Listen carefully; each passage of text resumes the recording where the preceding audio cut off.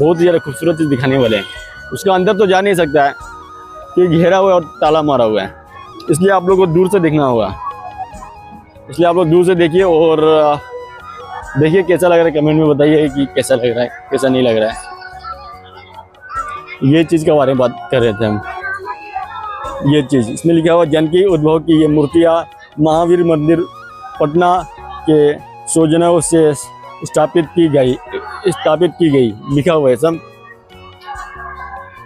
बहुत ही ज़्यादा अच्छा लग रहा है, लेकिन बहुत ही ज़्यादा अच्छा, बहुत ही खूबसूरत, जितना तारीफ करें उतना कम।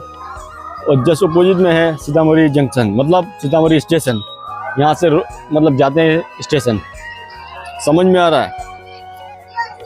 देख रहे हैं ना कैसे कितना भीड़ भाड़ है।